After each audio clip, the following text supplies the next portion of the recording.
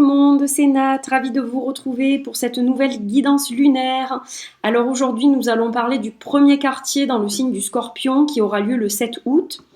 Donc premier quartier c'est action, réaction, motivation, mise en place. Si vous avez émis des intentions pour la nouvelle lune, si vous avez commencé à amorcer certaines choses, et bien là, il est temps que ces choses-là prennent forme, qu'elles se développent. Donc là, on est clairement dans le mouvement, dans l'action, dans la prise de risque même. Et nous sommes accompagnés pour ce quartier, premier quartier, du Scorpion. Le Scorpion qui est un signe d'eau, donc un signe très riche au niveau des émotions, des sentiments. En principe, le Scorpion déborde toujours de sentiments et d'émotions qu'il a parfois du mal à gérer. C'est un signe de conflit, c'est un signe de fantasme. Il va avoir beaucoup de fantasmes, le Scorpion. Il va vouloir réaliser tout un tas de choses. Alors, certaines choses vont rester du domaine de l'imagination, de l'imaginaire et du fantasme. Et puis, pour certains fantasmes, il va aller au bout des choses, ce qui ne va pas toujours lui réussir. Mais il tente, donc c'est pour ça que je vous parlais de prise de risque. On est vraiment dans beaucoup d'intensité.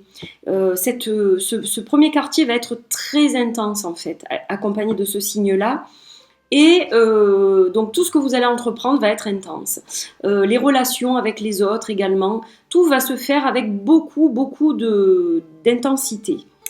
Voilà pour cette lunaison.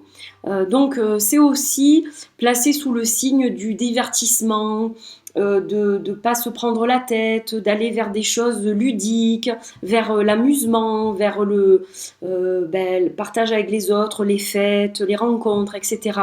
Donc on est beaucoup sur des choses assez légères aussi. C'est propice pour ces choses-là, disons. Pour les sorties entre amis, voilà, pour faire la fête, etc. Plein de petites choses légères comme ça qui vont vous accompagner pendant cette lunaison. C'est propice, disons, à ce type d'activité. Voilà. Alors, pour aujourd'hui, j'ai envie de travailler de nouveau avec le Crystal Unicorn Tarot de Pamela Chen. Vous l'avez vu mercredi dernier dans la guidance du milieu de semaine, des énergies du milieu de semaine. Donc, j'ai eu envie de travailler avec beaucoup d'arc-en-ciel, là, vous allez voir. Donc, il y a celui-ci déjà qui va nous donner les deux énergies principales. Et puis, j'ai eu envie de me faire accompagner de l'oracle d'une artiste indigo, créé par Caroline Pichet. Vous allez voir, il est magnifique et je vais vous en faire une vidéo. C'est un jeu qui m'a été offert par une des amies chère à mon cœur, très chère à mon cœur. Voilà, elle m'a fait ce cadeau en avance pour mon anniversaire et donc j'avais envie de le partager avec vous aujourd'hui. Il est aussi plein de couleurs un peu arc-en-ciel. Vous allez retrouver aussi l'oracle des paroles arc-en-ciel que vous avez, j'ai l'impression, adopté déjà. Donc ça me fait très plaisir. Je vais vous en parler prochainement lors d'une vidéo, plus en détail. Et puis on terminera avec une carte de rituel. Voilà, quel est le rituel qui nous est conseillé, avec quel type d'objet, ou de plante, ou de pierre, etc. On va voir ça ensemble. Voilou. Allez, sans plus tarder, on va tirer les deux énergies pour cette lune très intense. Alors avec la nouvelle lune en Lion, on a eu une lune assez abondante au niveau des énergies, avec presque des fois de l'excès, mais il y avait beaucoup de bonnes choses à prendre dedans aussi, abondance, succès, des décisions, des choix décisifs aussi qui ont été pris certainement pendant cette lunaison pour beaucoup d'entre vous. Et là, on est dans l'intensité, donc on continue à rester sur une vague d'intensité assez importante. On va voir ce que ça va nous dire au niveau des tarots. Allez, donc on va prendre celle-ci pour la première et celle-ci pour la... Oups, j'en ai deux. Je prends la première, voilà. Alors, hop, je les tourne toutes les deux. On a le 10 de bâton et les amoureux. Donc, très intense, comme je vous le disais. Alors, le 10 des bâtons, il va vous inviter à vous décharger de vos fardeaux. Que ce soit des fardeaux mentaux, que ce soit émotionnels, que ce soit physiques. Voilà. Quoi que ce soit qui vous perturbe en ce moment, c'est pas facile à gérer. Vous gérez beaucoup de choses seul ou seul. Vous avez tendance à tout prendre sur vous. Vous avez du mal à demander de l'aide, du mal à accepter de l'aide. Bon, il y a un petit peu de fierté dans tout ça, hein. Le scorpion, il est un peu fier aussi. Donc ça peut se comprendre, cette carte-là qui sort en début de tirage. Mais là, clairement, on vous invite à vous décharger parce que vous en avez besoin. Voilà, vous devez vivre l'instant présent avec intensité. Vos soucis, vous les récupérerez demain, mais on vous demande de faire un break pour pouvoir respirer un peu. Voilà, quoi que ce soit, une relation mal engagée, un problème de travail, un problème de recherche d'emploi, quel que soit le problèmes familiaux, de couple, etc., vous devez absolument déposer ce fardeau, comme si c'était un sac à dos en fait que vous portiez qui est lourd. Ce sac à dos, vous allez le poser momentanément et vous allez respirer. Vous allez prendre un peu de temps pour vous et vous allez voir que ça va s'éclaircir légèrement pour pouvoir vous emmener à des choses un peu plus radieuses.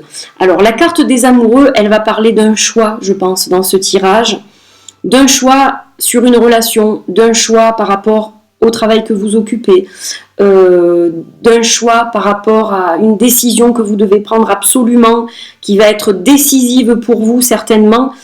Dans tous les cas, on vous demande d'agir. Donc agir, c'est d'abord se clarifier l'esprit et le cœur en déposant le fardeau qu'on a et qui nous encombre à nos pieds.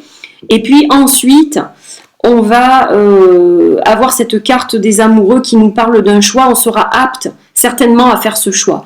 Mais on ne peut pas le faire si on ne se décharge pas un peu. Je vais peut-être les mettre un peu plus devant, comme ça vous les voyez mieux. Voilà. Alors, ceci étant dit, donc on va regarder maintenant les cartes des deux oracles dont je vous ai parlé. Tout d'abord, celui de l'artiste indigo. Alors, comme le dos des cartes représente la carte en question, je vais faire le tirage à l'aveugle. C'est-à-dire que je vais fermer les yeux pour tirer la carte afin de ne pas être influencé. On peut faire les deux, mais là j'ai vraiment envie de prendre une carte au hasard.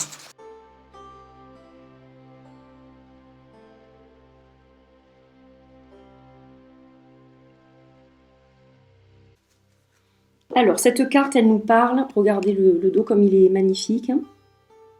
Et donc la carte, elle est comme ceci. Donc c'est une carte qui nous parle de communication. La vraie communication passe par le cœur, autant en amour qu'en amitié. Laisse parler ton cœur. Donc là, on va vous inviter à être vrai, à communiquer avec vérité, avec franchise. C'est ça la clé finalement de ce qui va vous alléger aussi peut-être quelque part le fardeau de vos difficultés. Alors, on va également tirer une carte de l'oracle arc-en-ciel. Les paroles arc-en-ciel, pardon. Voilà, qui est mon dernier oracle créé, dont je vous parlerai très très vite, puisque j'ai reçu des messages et on m'a dit vite vite une vidéo, vite vite c'est quand qu'on peut l'acheter. Donc je vais vous reparler de tout ça prochainement. Allez, on va tirer une petite carte. Et je vais prendre celle-ci qui nous dit « Je m'ouvre aux autres ». Donc là, vous voyez qu'on parle de communication aussi. Hein. De communication aussi parce qu'on vous invite à vous ouvrir aux autres. Et c'est ce que je vous disais tout à l'heure. Quand je vous disais, des fois, on a du mal à accepter de l'aide, on a du mal à accepter la main qui nous est tendue ou à demander. On n'ose pas en fait. Là, clairement, on vous indique que c'est la chose à faire. Il ne faut pas avoir peur, il ne faut pas avoir honte. Quand on a besoin de parler, quand on a besoin de demander de l'aide, il faut le faire. Il y a toujours des gens autour de vous qui sont là pour vous aider. Vous n'êtes pas seul. Et il y a aussi, évidemment, alors celle-là, vous n'allez pas bien la voir. Je vais essayer de la caler. Ouais, parce que si je la mets dans le fond, elle va paraître noire à cause des effets arc-en-ciel, holographiques.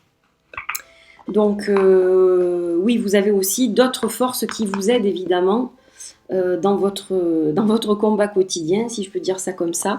Donc voilà, vous n'êtes jamais seul. Mais c'est vrai que par fierté, souvent, on a du mal à accepter de l'aide, en fait.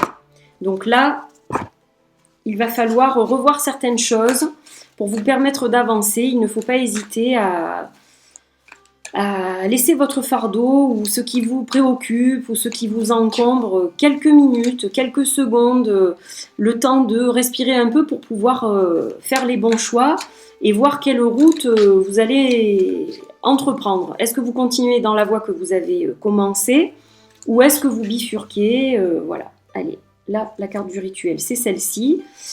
Et on va vous parler de coquillages. De coquillages qui sont synonymes de pouvoir, d'éveil, de proclamation, voilà, vous allez sortir de votre coquille en fait, et puis vous allez déclamer un peu votre pouvoir, votre authenticité, je dirais. Voilà, c'est une forme d'éveil cette lunaison. Donc il faut profiter de cet instant parce que c'est comme un portail en fait. Hein, pour moi, les phases lunaires, c'est pas quelque chose qui dure trop longtemps. Donc il faut profiter de ce portail qui est ouvert et prendre toutes les bonnes énergies qui nous sont offertes et en faire quelque chose. Donc là, clairement, on vous invite à travailler avec des coquillages. Donc si vous êtes près de la mer, bon ben là c'est super, hein, vous pouvez travailler avec l'énergie marine également. Signe d'eau en plus pour le scorpion, donc c'est idéal. Si vous n'êtes pas près de la mer et que vous avez des coquillages, vous pouvez travailler avec des coquillages. Voilà.